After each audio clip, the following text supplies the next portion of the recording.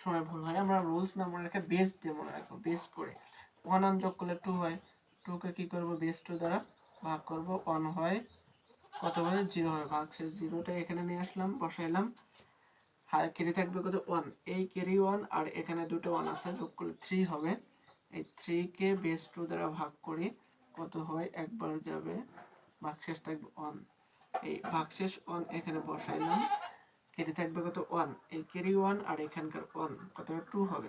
2 হইলে ভাগশেষ থাকে 0, ক্যারি থাকে 1, এই ক্যারি 1 আর এই 1 কত হবে 2 হবে, আবার 0 হবে, হাতে থাকবে কত 1, এই ক্যারি 1 এই 1 2 হবে, বসবে কত 0 0, এই 0টা নিয়ে আসবো এখানে, সেম ভাবে এখানেও 0 হয়েছে,